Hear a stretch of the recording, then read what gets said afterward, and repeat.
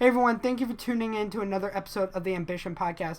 My name is Tristan, I'm the host here of the podcast. And in this episode, you guys are going to be listening to a conversation I did with Chris Chaney, who's actually a prior guest on the podcast and is the founder and managing partner of C4 Plus, a holdings and investment company focused on sports, esports, entertainment, and gaming. In a past career, he was the founder and president of Infinite Esports and Entertainment, which had brands like Optic Gaming, the Houston Outlaws, and a couple of others. So we're going to have a really fun conversation, get to learn about his background, get to learn about his story as to how he got into esports, as well as everything he's done since he left Infinite and what he's doing with C4 Plus, and just as well having a general conversation and everything. If you guys are new to the podcast, please make sure to support it. If you're listening to it on audio or so forth, make sure to leave a review and so forth, as well as follow the podcast, as it means a lot to me and all the guests. As well, if you're watching this on YouTube, please make sure to subscribe and so forth, and as well share this video with anybody, and so forth who enjoys podcasts. With that being said, guys, let's get into the episode. What is going on, ladies and gentlemen? My name is Tristan. I'm the host here of the podcast. And on this podcast, we have a truly special guest, someone who we've actually had on the podcast before. We have Chris Chaney, who is the managing director of C4 Plus, but the only person that's good enough to give a true introduction is the man himself. So, Chris, say hello to the podcast. Hey Tristan, hey everyone. Thanks for having me again. It's great to be back, and I hope you're staying warm. It's gotten a bit cool here in Dallas, but yeah, great to chat again. Yeah. So for those that don't know you and everything, kind of give a little bit of an introduction to yourself. Well, I've spent the last 15 years across sports, esports, entertainment, and media. I'd say the first 2/3 I spent in what I guess you can call more traditional sports, although my focus was sports such as rugby and action sports, mixed martial arts, and the fitness space, obstacle course racing. So not necessarily what most people call traditional sports, but more niche, fast-growing sports with really passionate audiences. And the last third, going on 5 years, I guess next year it'll be 5 years, that I've been pretty deeply immersed in the esports space. And there, my focus has been on in three areas. One, teams, team ownership, team operations, team investments.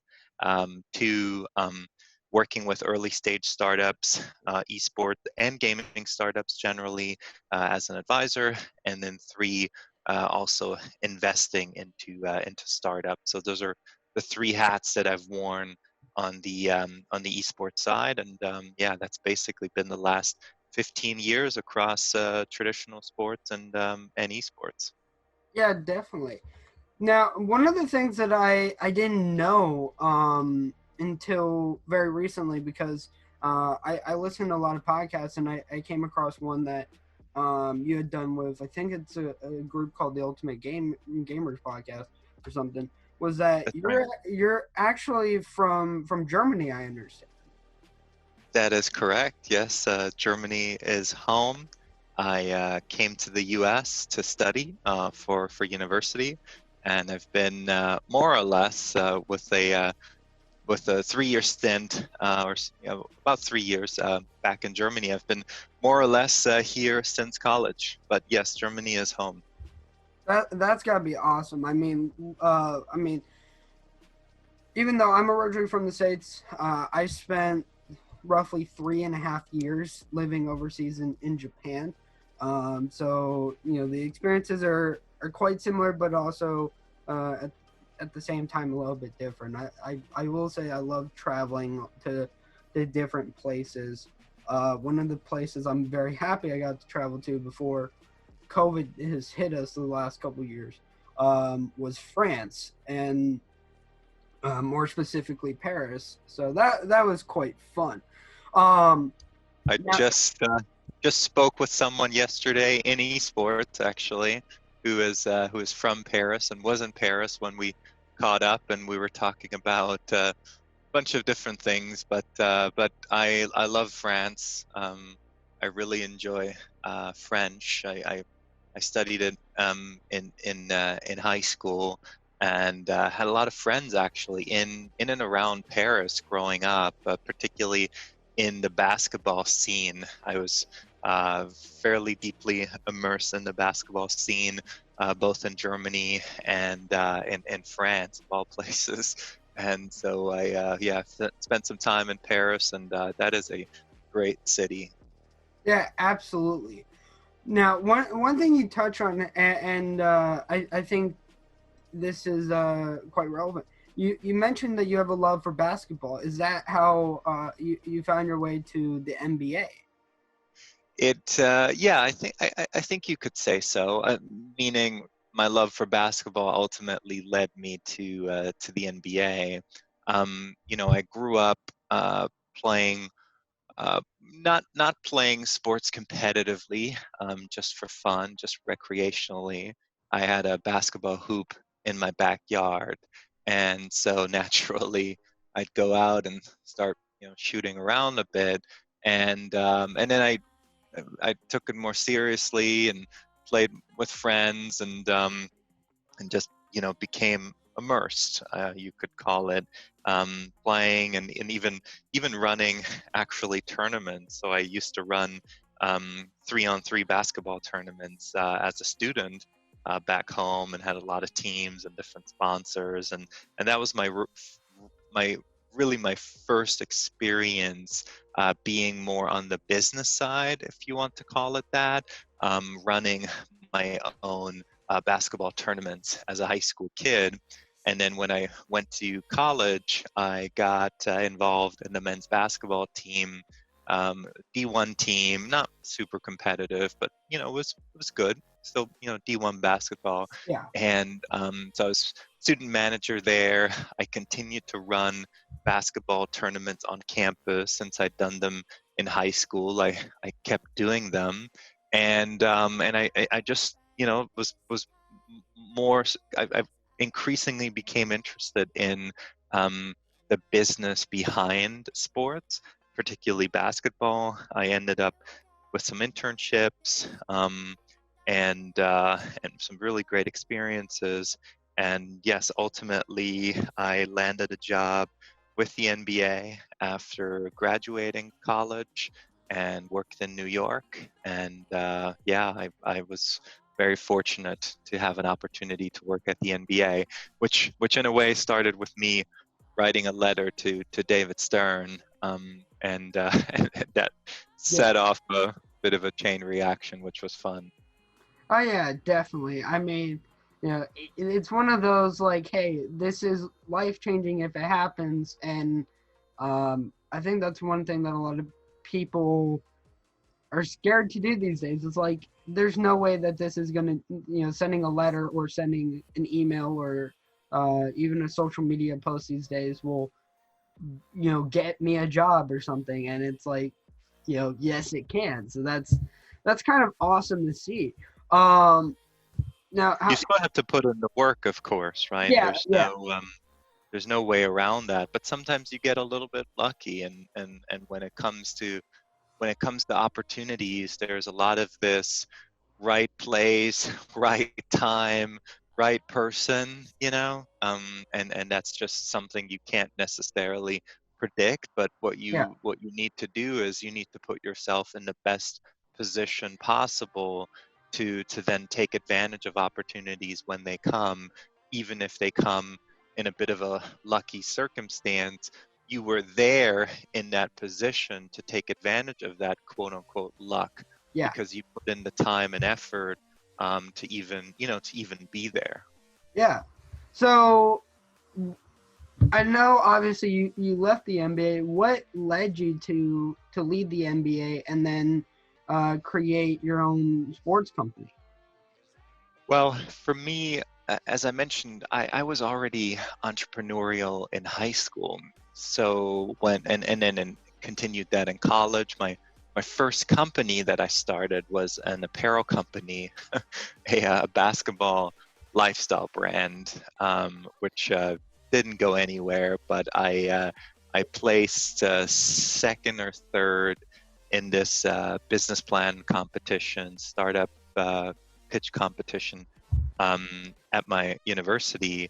And so I was able to get a little bit of money from that competition and use that to work on a company, work on an apparel brand, which was an interesting experience. I mean, I learned a lot, and even though it didn't go anywhere, but the experience itself was incredibly valuable. And like I said, I also ran different events on campus and was just really involved. So when I came to the NBA, you are put in an environment that's not entrepreneurial, certainly not entrepreneurial if you are a kid that just graduated from college. Yeah. And for me, it was such a it was such a big difference to what I was used to and what I knew I could do well, which is create things, build things, come up with ideas and execute on them and pull teams together and we just didn't have that opportunity. So for me, I felt that it wasn't the right place to grow a career because it really lacked, for me personally, it lacked um, that entrepreneurial perspective and opportunity. And it's tough to do that in a large organization, very large organization. It's a multi-billion-dollar global business, and I'm just this little kid that just Yeah. graduated. This kid that just graduated from college, and so it just wasn't the right fit for where I saw myself and the aspirations that I had as an entrepreneur to really build things and roll up the sleeves and, you know, work on interesting projects and ventures. And that's why I decided to leave. Yeah. I mean, I think um when you're kind of that small fish in a big pond, or and so forth. I think that's the analogy. It's so Yeah. hard to really like find yourself, I guess, and find like what's meaningful, because I mean, I remember when esports was nothing, and I would say probably I started pretty well, and then esports has grown so hard and so fast that it's like crazy. And at the same time now I'm getting into sports and in collegiate athletics, and looking at that world, and I'm like, I am I'm like, I'm the newcomer here. I am the fresh meat. Um, Hmm. um, so obviously, after you left the NBA and created Chaney Sports Group, there's one thing that a lot of people know you for, and that's how you got into esports with Project X, which then turned into Infinite Esports. Um, so Done your homework. I try to do my best. I I think it's one of those things when like you really do. Uh, I wouldn't say research or anything, but if you really try to dive into something and um, understand how something started, and see the progression, whether visually or subliminally, you get a deeper respect, because I think a lot of people, again, not only with what happened with Infinite and Optic, and I know we touched on that in the last podcast.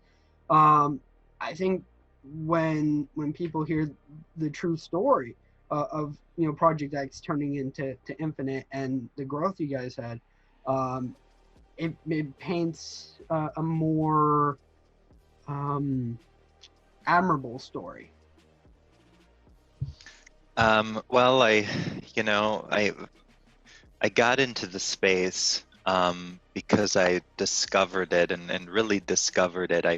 I stumbled upon it as just this amazing industry, with, yes, a lot of growth and some big numbers, but I met some great people right from the get-go, that were incredibly welcoming, and that and that allowed me to learn about the industry, that allowed me to ask a lot of questions, and and keep leveling up my understanding of the space. And it's because of those people, that I mean, that I was able, I think, to grow such a passion for the space. I mean, they enabled me in many ways, and supported me, even if they didn't know at the Yeah. time, right? Just by having a conversation. And I reached out to a lot of people, and the amount of just openness that I received was great. And so I felt like this was a space where I could build something. And that was always the thinking. The thinking was, as I started learning about esports and having all these conversations, the thinking was, what can I build? And I'm based here in Dallas, obviously, and Dallas at the time really was not on the map anymore, I Yeah. should say, anymore, as it relates to esports. And so I thought, one of the things that I really, really, really, really want to do is put Dallas on the map. Yeah. That was the whole, you know one of the key pillars to Project X was putting Dallas on the map in terms of esports, and really investing into our local ecosystem. So if I go back and I look at the first presentations that I put together for Esports Project X, I think was the very first name.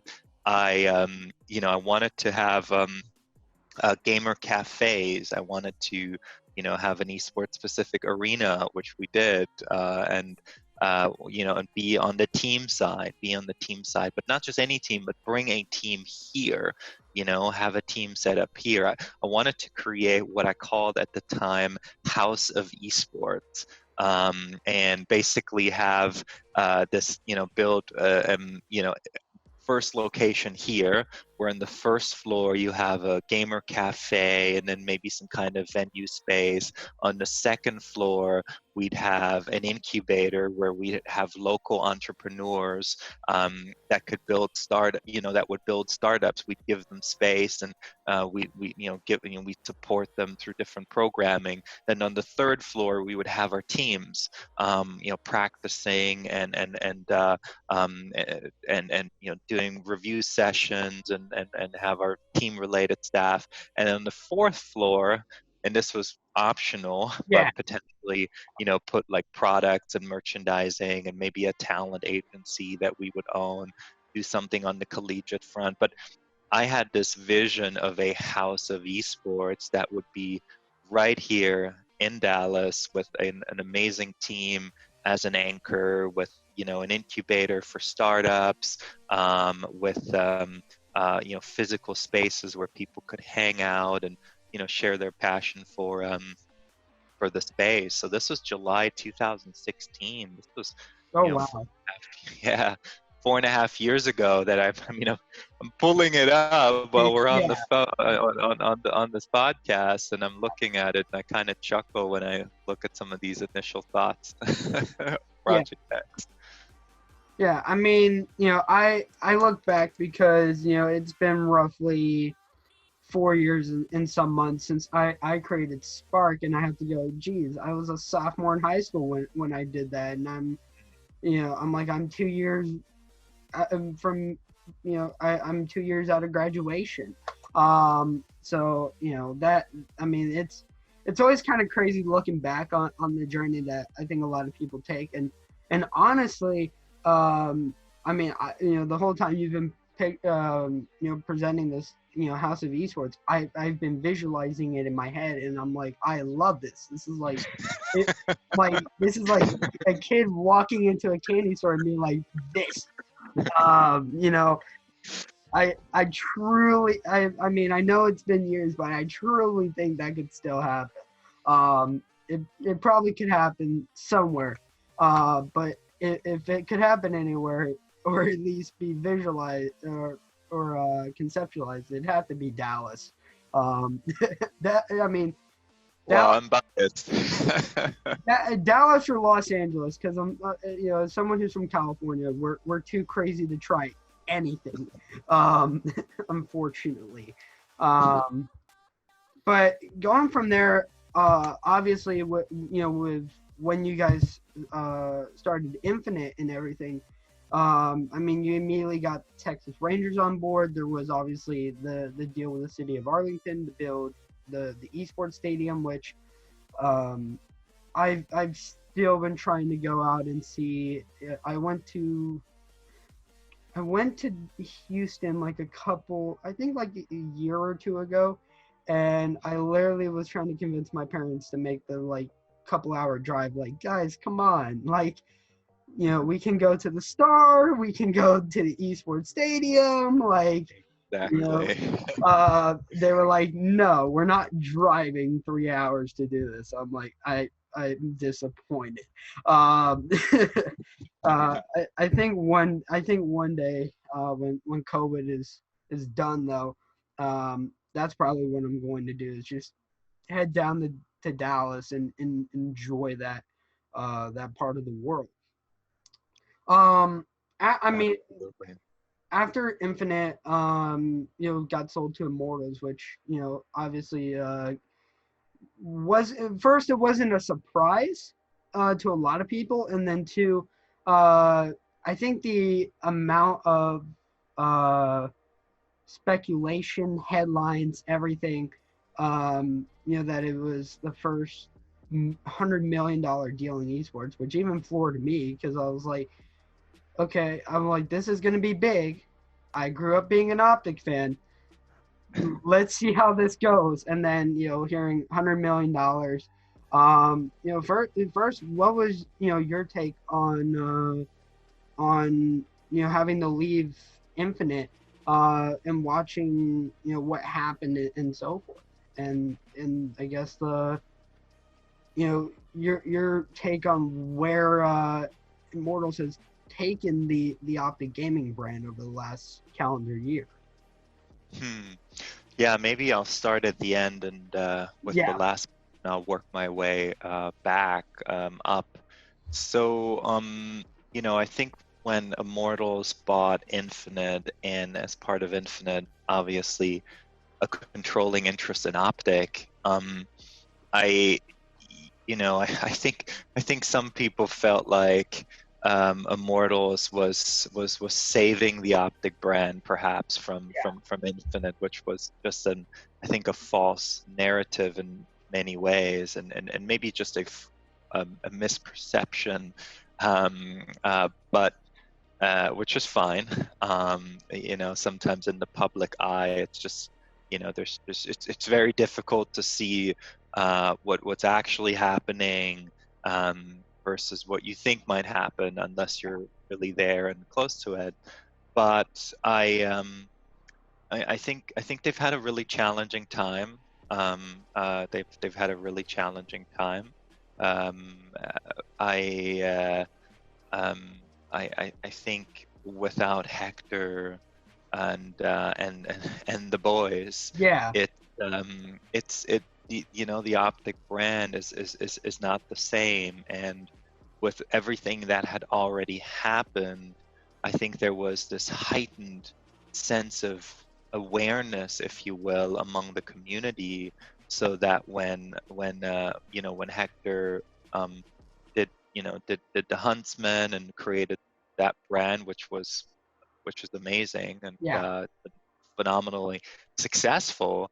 I um I think it just naturally people were following the huntsman, and they it's like they were swimming against the stream. Yeah. They were swimming against the stream with Optic, and it was a brand that really wasn't theirs. They owned it, but it wasn't theirs. Yeah. It felt like it belonged to the community. It belonged to Hector. It belonged to you know Seth and others, and so that I think that that made it really challenging for them. They Yeah. tried. I do think they tried. I think Yeah. they tried, and they have not been very successful. But they've tried. Yeah. So yeah, they've tried. I mean, I've tried to be a closeted Optic fan at times because I'm like, I'll cheer for Optic if like they go, into championship Sunday or something like that, But at the same time, I agree that success hasn't been where it is. I mean, You know, one note on that, Tristan, I will say, if the team had been more successful, if the Optic Gaming or Optic Los Angeles Call of Duty team had been more successful, I do think that would have made a difference. I'm not saying it would have changed everything. oh, I'm not saying that, but success is meaningful, oh yeah, and also countering maybe some of the sentiment in a fan base or in a community. But without success, and then ultimately, of course, losing against the Huntsmen in the playoff, I think that's just really difficult. So they tried. They certainly worked very hard, but specifically as it relates to the Optic brand, I think it's been really hard, and they haven't done as good of a job yeah. as I think I maybe would you would like to see as an Optic fan. Yeah, I mean, it's definitely been kind of hard, and at times it's gut wrenching. Um, I was one of the few people who held out on their content side because I was like, okay, guys, Immortal's typically very good with content, and then I think like a couple months in, I was like, okay, you guys are making Pictionaries and you guys are doing this.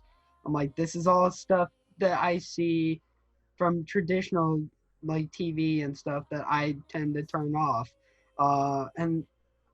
And so that was kind of unfortunate. I do think though, um, supposedly there's news that's circulating, and I'm saying supposedly because there's no direct confirmation or so forth. The best that's come out of I think Esports Observer is that Hector supposedly is buying back the Optic Gaming IP, and that there's a whole process that's going through right now. So I'm kind of like I'm carefully observing from the outside, being like, okay, like I joked that I woke up to that news when it came out. I was just like, okay, I was like, that's a great way to wake up.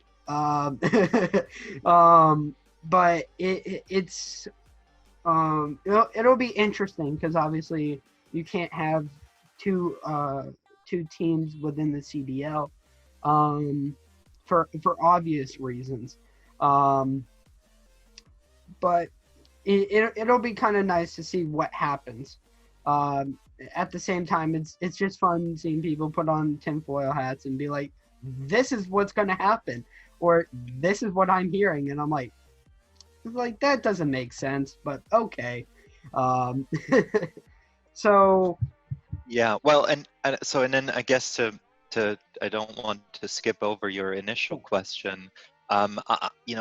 Yes, I mean it wasn't a surprise that perhaps it wasn't a surprise that Immortals bought our company. As you know, I was working on buying the company yeah, myself, or buying a controlling interest in the company. Ultimately, my group, we were not successful in doing so. and that's fine. It's business, right? And you work hard on these things, and sometimes they don't work out. That's the reality. I I thought I you know I thought Immortals could hopefully do a good job with our assets, with our teams, and then at the same time, I felt like it was going to be difficult to sort of break everything apart also, Yeah. because we had the Outlaws and they had their own owl slot. Our LCS team was Optic, and so there was a rebrand going to happen there. It's a lot of work, to make all of these changes. It's really a tremendous amount of Yeah. work, and so I don't envy them in the sense that they buy our company, but it's not a one-to-one fit. Yeah. you know they have to do a tremendous amount of changes to make it fit within their structure, Yeah. and that's a big undertaking. So I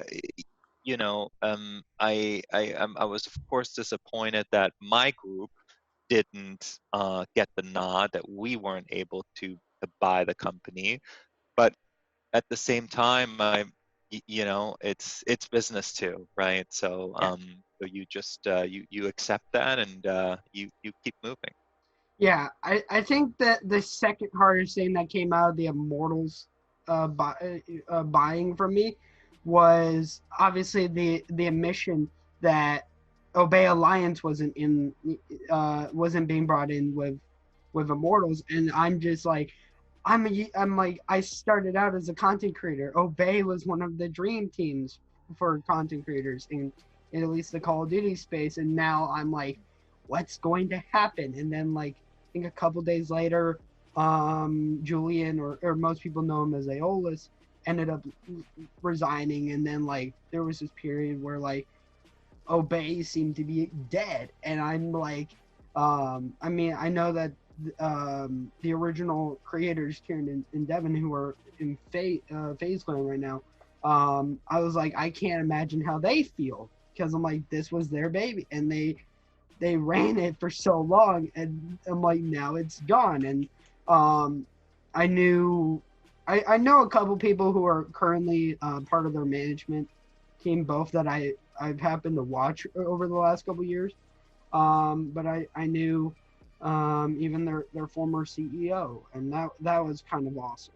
Um, Going from there, you spent some time, kind of working on little things behind the scenes, but um, one of the craziest things is you've been working on C4 Plus. Kind of talk about C4 Plus, the growth that you guys have, because I know kind of coming publicly out of the gate, you guys launched or announced basically 6 pillars or businesses within uh, the company. Yeah, well, and just on the El Bay Alliance part, I mean, I was also disappointed. Of course, I had some conversations with Julian and figuring out how I could be helpful to him and to Obey. And I think ultimately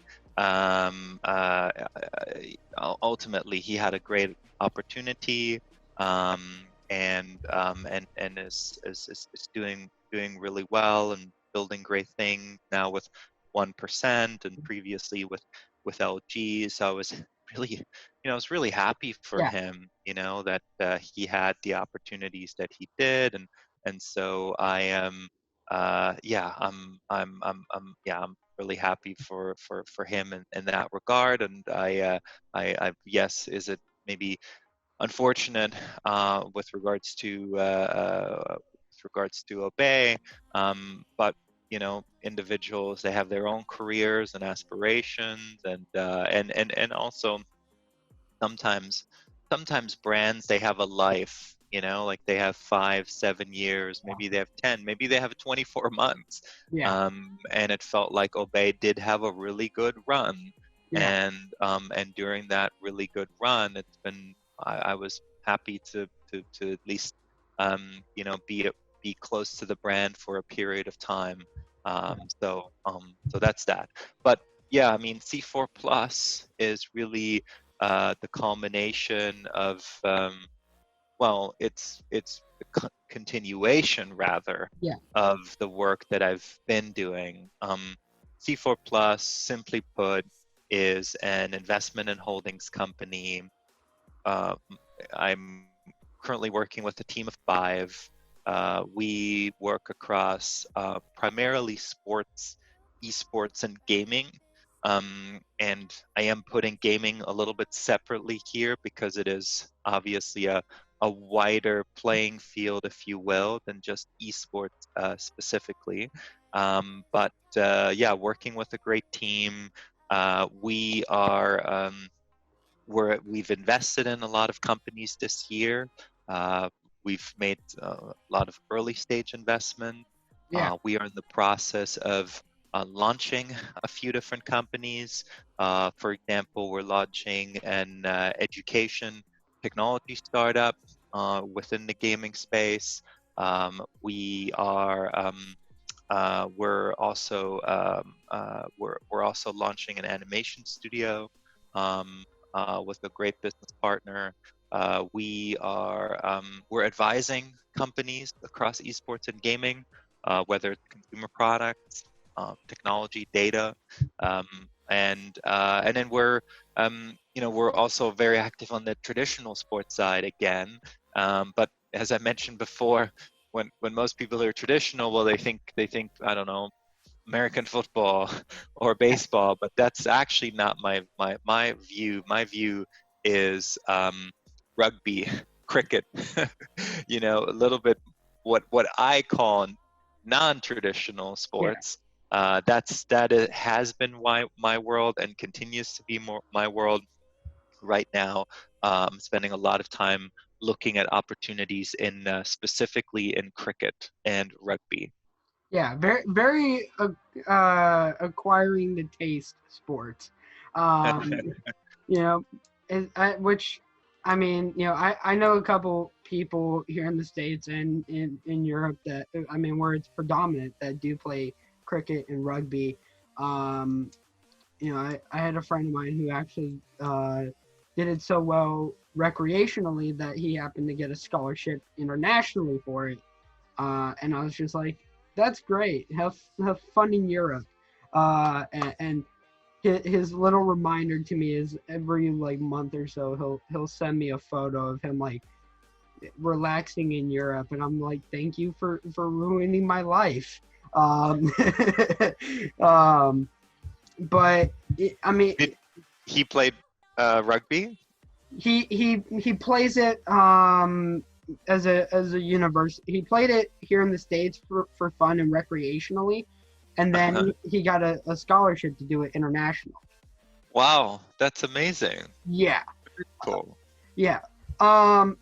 I mean, and one thing that I know you touched on, you guys have been investing into a lot of different companies, which is kind of crazy. I know, with one of the brands that you have, I think, hopefully I don't butcher the name. I think it's Marcarel, or is that correct, or am I butchering it? Nope, that's right. Marcarel. That's so through Marcarel, we advise startups in esports and gaming. So very specifically, esports and gaming, very specifically startups, and even more so, we just focus on early stage startups. Yeah. So really early stage. That's the world that I love, early stage startups. So Yeah. that's where we're specifically focused in terms of our work. Yeah, I mean, there's a couple different companies that you guys uh invest in or advise that I happen to either know or do business with. I mean, for a good example, I am someone who's bought into the Round Hill stuff because That's great. fun, That's great. fun enough, we actually had her May on the podcast while back before he went to the Houston Outlaws. So that was fun. And I think I almost came close to speaking with Will Hershey. I think I just got so busy one week. I was like, I can't do this.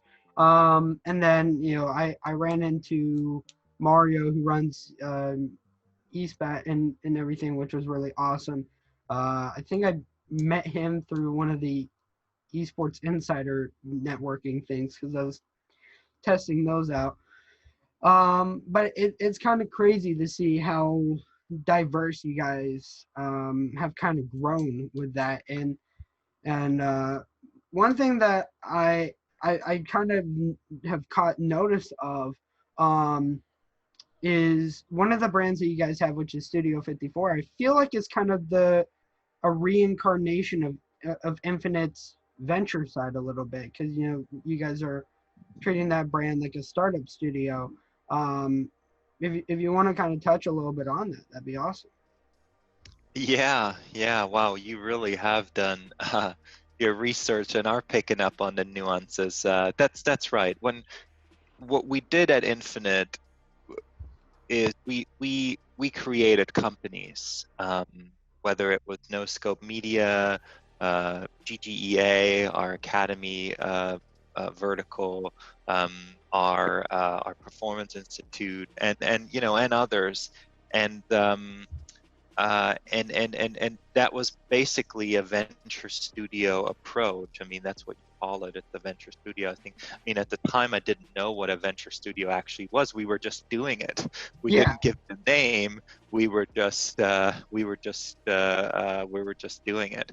And so now with Studio 54, I mean, fast forward some time, and I have an understanding of what a venture studio now is, and I'm a big believer in that model. And what we're building at Studio 54 is sports and sports tech startups.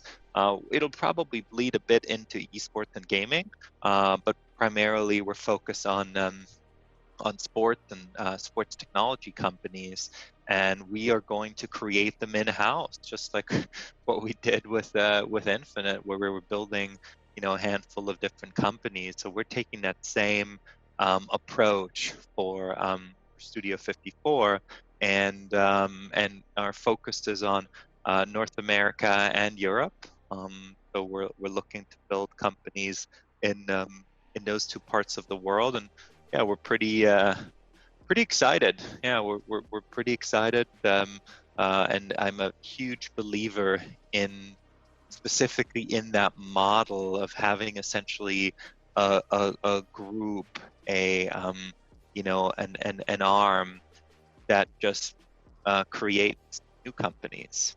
As an actual business model, creating new companies. yeah, definitely. I mean, I'll say this: if you're excited for the future, I'm always excited for the future. I think you know this is probably undeserved compliment, or however you wish to. You're probably one of the few people who I enjoy looking at what's being done in the industry, um, Oh, because thank you. there's very few times where, like, I'll be going across social media or going across LinkedIn, which I unfortunately spend not a lot of time, but a pretty decent amount of time these days, observing the industry, and it's just so nice to see all the growth and how you've taken, again, Infinite to C4 Plus, and the approach that's going through, which is really awesome. Well, And I appreciate that, and maybe just one more note. For me, it's never really been about promoting myself and putting myself or the work that I or my team that we do out there. That's why there's no big announcement, there's no press, there's no LinkedIn post, there's no announcement of an announcement on Twitter. um, that's not us. That's not me. For us, that's not important. We just want to go out there and do good work. And in some ways, it definitely it hurt us with Infinite, because I really didn't want to be out there and promoting us and talking about us. I just wanted us to do good work. And of course, when challenges come up, you need ideally someone that's out there and talking about it and, Yeah, addressing the community. But for me, that's not something that I wanted to do. It's something that is not uh, that's not really how I view the yeah, world. And so so that's both a challenge in a situation like that, but also I think for me generally it's a good thing, because it avoids some of the distractions that I think people sometimes have otherwise. yeah. I think it also helps because social media, when it comes to esports, can be a very toxic place. Uh, as someone who's been in gaming for, I mean, I've been on Twitter for 7, maybe 8 years at this point. And I'm just like, every day I'm like, I'm excited to see what happens now. Um, you know, I I've uh I've found a niche where I don't need to watch a football game. I can literally go on Twitter and tell how it is based off people's reactions, which is quite fun. Occasionally, I jump into that mix, um, and I've had some sharp-witted moments when it comes to that. Um, I know that when we were setting up this podcast, we kind of set some time, for you obviously to ask me questions and things like that. Um, so if you want to go ahead, I'll turn the table kind of over to you. Yeah, I guess so I speak with a lot of um I speak with a lot of people that are looking to get into the space right now, and I'm curious, if you got into esports today. I mean, what would you do to get into the space, and maybe what would you do differently than what you did before? Yeah, because right now it seems like so many people are talking about esports and they're wanting to get into esports, and you've now been in the space for a while. Well, if you got into the space today, what do you think? Yeah, how hard do you think it would be? What would you do, or what would you do differently than you did in the past? So I think it's very hard getting into the esports space right now. Yes, As very extremely. Um, I've told someone, uh, who I went to high school with, I was like, you have a better chance of winning the lottery than getting into esports now and succeeding. And I said, that's no pressure, but like that's an indicator. I think one of the things is that, if I got into esports now, I think I would have taken the same trajectory with, I mean, Awaken started out as a YouTube content creating team, and then there was the love for esports because of Call of Duty esports, which I had always watched. But then I experienced all these different areas: Rainbow Six and CS:GO and League of Legends and Halo and you name it. So I feel like I would have taken the same trajectory, and I think what a lot of people have to understand is like, um, while it's great to try to get on board with an existing brand, it's so much more fulfilling to build your own and watch it grow year after year after year. And I think one of the biggest challenges I see a lot of people take, um, is they get into esports right out of the gate, and they start picking up all these high caliber teams and expecting, okay, the money's going to come in, and this is going to be really great. And then you watch some organizations, notably like Accelerate Gaming, burn to the ground within a calendar year. uh, that wasn't too much of a surprise for me, because when they came into the scene, the first like indicator before all the Call of Duty stuff happened with them pre CDL, they were trying to sell off a Mountain Dew League CS:GO team, and I was like, nobody sells off that caliber of a roster. Uh, And then I was, I entertained looking into buying that roster, and then I saw how much money they were spending. I was like, that's kind of scary. I was like, you guys spent this X amount of money. I won't say how much, on a roster within 3 months. And I'm like, I think they spent like $7,000 on just 2 LAN events alone. And I was just like, it's like you guys are gonna burn money fast. I remember they had one of the top 10 Smash players in the world, and only kept them for 1 event. And I was like, that's bad. Uh, so I think a lot of people just need to take the initiative to say, look, if I want to get into esports, just build something. There are a ton of like-minded people out there. There are a ton of people who are willing to help grow. I mean, it's something I do, because I want to see people grow. I mean, that's what Spark was built on, was being a consulting group that literally undercut all of our opponents by 10 times, the price, so that we could, help people grow, and help, give people who have the same passion for esports and content as I do. But yeah, that's what I would do. I think I would take the same trajectory. I'd have to navigate the waters a little bit differently than when I started, knowing that esports. I mean, esports is one of those things where it's always going to be growing.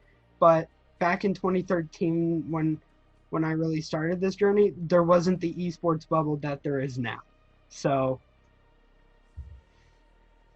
Yeah, it's interesting. I mean, do you think that people know enough about, sometimes I wonder that whether people that are interested in getting into the space, whether they really are educating themselves enough about the industry, enough about the nuances and whether it's the different games or leagues or how revenues are generated, which I think sets some expectations, because some people are thinking esports, oh, wow, it's hundreds of millions of people, money is just raining from the ceiling, Yeah. and everybody driving Ferraris. I mean, I think there's some expectation setting that maybe some people that are coming into the space don't realize, and that's not a bad thing in terms of setting expectations. It's more about, well, okay, this is where we are today, this is where I think, or we think, we can go, just this is where we are today. Yeah, I think people are educating themselves, but one of the things I try to tell people, at least that I work with, esports is one of those things where no matter what's being done around, like, let's say like an organization like Complexity, or let's, even, traditional sports, and being like, this works in traditional sports, let's try it here in esports, is like, it's not always cut and dry. So you might see something and you think it's a great idea, and surely you educate yourself from that aspect, or I'm sure there's a lot of people like myself who read the Newzoo reports and the Esports Observer newsletters and stuff like that, and think, okay, I have a good idea of how the industry works, and it's like, it's very drastically different, and so forth, and it's a I refer to it as like a hurricane mixed with a tsunami. It can go completely like one good way and then just absolutely utter destruction the next. I think though, I think if people take the time to, and this is one of the biggest concerns I've always had, is people, again, think, okay, I'm getting into esports. A year from now, like, we're going to be one of the most well-known teams and blah, blah, blah. And that's very seldom the case. And I think a lot of people need to understand that going in. I know a lot of people probably do if they have the best intentions. But it's one of those things where, and I've been a victim of it myself. year after year doing so well that I'm like, I'm on top of the world. And then like, 2020's hit and I'm like, you know what? I'm like, probably need to bring it down a couple notches. Um, one of the things I did though that I feel really helped me become better was instead of focusing necessarily on just esports with Awaken, was I looked at how can we connect with, and, because I mean we're based in Lincoln, Nebraska, of all places, which has its perks and its challenges. But there's companies like Open Doors that are getting in here, and Huddle, who's been here for so long, and we were the first esports team to work with Open Doors, which was really awesome. And then even now, I'm using books from people like Jeremy Darlow to really understand how to be a better marketer, help my my members and all of them grow their brands better and be like, look, if this worked for the guy who was head of basketball and football for marketing at Adidas, like this is gonna work for you. You just have to have an open mindset, I guess. Yeah, yeah, yeah. Um, well, it's an interesting time to be in the space. Yeah, I'm glad we've had another chance to chat. And I think we all are hopefully making small contributions to the industry, whether it's the students, whether it's the kids that are just, or students, whether it's the folks that are just getting into it. If it supporting other entrepreneurs, and I think having the mindset that there's enough opportunity for many of us to win and win together, yeah, um, and that we can have a collaborative, positive mindset that I think spurs a lot of people on to succeed. So yeah, that's how I'm hopefully going about approaching things. yeah. I mean, esports is something where I try to tell people, yes, we're rooted in competition, but at the end of the day, you're in esports or in content because you share the same passion as someone like myself. And that's how I've gotten a lot of organizations at times to work with us on community projects or partnering up and saying, look, we'll help out with the content, or like we'll be the esports, we'll be the esports thing if you guys, and I mean obviously we'll have a little bit of content. I think if I ran an organization that had no content creators in it, I'd probably rip my hair out, because again, being someone who is still a content creator to this day. Um, but I think a lot of people need to realize, like, again, going back to my point, that while we're all rooted in competition, and at the end of the day, when it comes to an event or a tournament, it comes down to whoever's the best in the given circumstances. But that we need to see the industry grow together, with each other's help rather than against it. So it'll be fun to see how things go. I mean, I'm optimistic as well, for where the industry goes. I have an idea, hopefully, of where esports is going to be in the next year and then the next couple years. But that's always getting constantly blown out of the water, because I told someone, I was like, I'd never expect Astralis to be on the stock market, and then a year later them have their own debit card, and I'm like, you know what, esports is just, I'm like, think of something and it will probably happen eventually. Eventually it will. Yeah, the I believe in that. the last two things that I want to touch on, one of them is something that just recently came up, is concerning Twitch and the copyright stuff that's about to happen. I think it actually went into place yesterday. I don't know if you did a lot of research on that. When it came down to it, is that a lot of content creators and streamers on platforms like Twitch are about to get hit with the same problem that's happened on YouTube, where you streaming with with copyrighted music, which I have my own my own personal opinion on that, which I think is pretty stupid. Most people should do the research. But like, what is your take on it? Do you see it being a big problem in Twitch and the user base that it has being affected tremendously, or do you think the DMCA coming into Twitch and adding kind of some structure for once might be a good thing? You know, first of all, I think that it's a little tricky in terms of the legal situation, because you have this Digital Millennium Copyright Act, right, DMCA, and you get DMCA'd that there's a claim against your content, and then the platforms themselves, like Twitch, have these provisions, safe harbor, that protect them from litigation. Should there a claim be made, and then the platform removes it, because obviously Twitch also doesn't want to get sued at the end of the day. And so it's like, for them, they just think, okay, well, the easiest thing to do is to just remove a lot of content.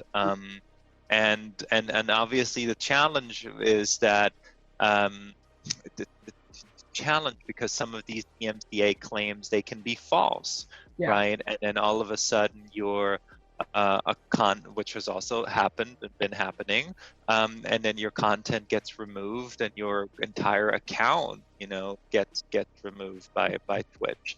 So I think generally it's tricky. There's a bunch of legal nuances at work that I don't fully understand, and so I wouldn't want to comment on that. I don't think it's good what's happening right now, and there's already a bunch of backlash. I think that ultimately they're going to figure it out somehow, because this DMCA laws were written in like over 20 years ago. I think like the late 80s, early 90s. It was like 1998 or something. And so obviously we can say, well, does that still apply to the landscape that we're in today? And probably not. But then on the other hand, you can't rewrite laws every single year either. Things move so fast that it's hard for legal frameworks to keep up with the speed of change. So so it's tough to comment on it. It's certainly not ideal what's happening, and Twitch has faced a bunch of backlash. But I think it'll ultimately level itself out, because guess what? It would be the same if it was another platform. You can't say, well, it's just Twitch. If it had been the old Mixer or something, it would be different. I don't think that. It'll be the same thing. It's just this environment that we're in, and some of the legal sort of old, perhaps outdated legal framework, and speed of technology and content, and so it's tricky, but they'll figure it out. I believe that. I remember when the precursor to what's happening now with Twitch started a couple months back, and I was telling somebody, I was like, there's a very small chance that the DMCA actually gets rewritten, and it was because compared to individual record labels that were issuing the claims, it was the Recording Industry Association of America. I said and I told somebody, I was like, the very reason why the DMCA won't get rewritten is because the person who is the chairman of the Recording Industry Association of America is the same person who helped put the DMCA into effect. So like, and I'm like, that that association controls like 75% of all music in America. So like, there's a very small chance that this is going to succeed if we decide to get it rewritten, because there's going to be, well, now you're hurting the music industry. I've always been, and I think I'm very lucky because I have been a music lover my entire life, and I am on a community team for a record label. I'm just like, guys, if you need help going through the licensing process for, yes, you're going to spend a couple hundred to a couple $1,000 depending on the song and the artist. Like, it's better to do that in the long run than be like, well, let's see how far I can get before this comes knocking. Like, a good example from myself, and I think people need to have patience too, is that like there's a record label that I have a lot of bands that I've listened to for many years, and I was already going through the process of working with their licensing group and their parent company on like, hey, I'll fill out the forms, I'll pay whatever you guys want me to pay, and then went to bed, woke up the next morning, and the label had tweeted on Twitter like, we love you guys using our music on streams, but like it's not, or we're in the process of trying to get it licensed for Twitch. And I'm like, okay, I'm like, see, like, just patience, people, because music copyright is a pain. The last one, I guess, it's a twofold question. Is where do you see yourself? Probably, another calendar year from now. And then, the second part to that question is, if there's one piece of advice that you could give to either your younger self or to someone who is trying to decide in life what they want to do, whether it's getting into esports or just building their own business. What is that piece of advice?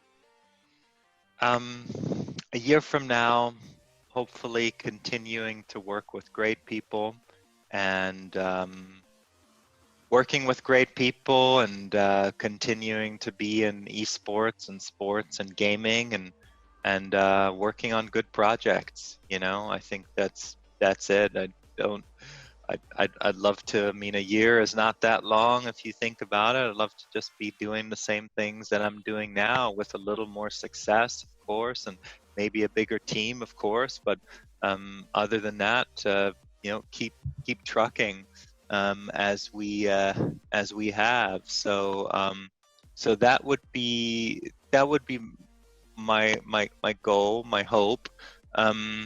In terms of uh, um, in terms of advice, I you know I would tell both my younger self and folks that are getting into the industry. I think I'd tell them two things. One, um, have as many conversations with people as you can, learn about what they do, hear about how they view the world, and learn from their experiences. And maybe they'll even share some of their mistakes with you, and then work with that. Think through that, and sort of mold that for your own purposes. So have a lot of conversations, speak with a lot of people, get a lot of feedback, get a lot of get a lot of perspectives. And the other thing I'd say is simply persevere, which means just keep going. I'd say the toughest thing is to just give up is such a strong word, but the toughest thing is just you just stop doing something, and maybe even backpedal. And I would say don't keep going. And that's fortunately what I have been doing throughout most of my career, is just keep going, and regardless of the headwinds that you face or we face. But I would say, to keep going, to persevere. Yeah, absolutely. I guess if there's um any way that people can uh, follow or necessarily see the journey that you and C4 Plus take. over the next year or however long. Um, I guess the floor is yours to plug any social media or LinkedIn pages or wherever possible. Uh, well, I mean, as I mentioned before, we don't really promote ourselves, and I don't really promote myself much. Um, you can check LinkedIn. I usually update my profile, and a lot of the stuff a lot of the stuff that we do that I do is on there, but there will probably won't be too many announcements of things or press releases. Maybe something here or there, but generally, yeah, I don't think you'll see too much. So I guess LinkedIn would be the one place, and that's that's probably it. I mean, there's no there's no Instagram to follow. There's no Twitter to follow. The only reason why I'm on Twitter is actually to follow different news sources. So I just use it as a for news. I don't post or anything or retweet or what have you. And I'm not on Facebook and not on TikTok and not on Snap. So yeah, I don't know. I just it's great to see people building their brands and doing super cool stuff and succeeding. Uh, for me, just not something that I do or focus on. But yeah, LinkedIn, sure, that's a decent place. Yeah, again, social media is an acquired taste. It's something that you have to be like you have to get into very I wouldn't say very young, but it's something that you have to just be like, you know what, I want to do this. um I tell people I had a TikTok for like 4 months before I actually figured out what I wanted to post. And then like uh TikTok got thrown on its head with the algorithms, and I'm just like, okay, so what content should I make now? Um, so it's going to be a very interesting journey, I think for both of us in different areas and so forth. But again, I do appreciate you coming on to the podcast as always. Again, I look forward to seeing the growth and the accomplishments or achievements or so forth that you and your team make within esports and hopefully we get to chat again sometime because I love always uh, pitching ideas to you and getting to talk to you because again you're someone that I really enjoy talking to in esports. Well, likewise, Tristan. This was fun. Thank you again for having me. And yeah, lots of good stuff coming up over the next year or so. And let's do it again. Let's do Yeah. it again. And for everyone who is watching or listening to the podcast, obviously you guys know where to find us. Twitter is Ambition EDCST. Same with Instagram. Very lucky I have both of those because it's a very good challenge to have brand consistency in 2020, as I've learned over the years. But for those that are listening to the podcast, whether that be on Anchor, Spotify, Google Podcasts, wherever it may be, thank you guys for listening to the podcast. Make sure to leave a review if you guys did enjoy this. It makes it really awesome. For those that are listening on an Apple device, Apple Podcast, you're never seeing us entering that chat room. And if you're watching this on YouTube or so forth, make sure to leave a like, share this, with your friends, your families, your pets, whatever it may be. I doubt your pets will understand English or so forth, but hey, I've seen crazier things this year. And then hopefully look forward to the next episode of the podcast whenever that may be. Because as I've said, we've got like a dozen plus episodes backlogged, which is beautiful.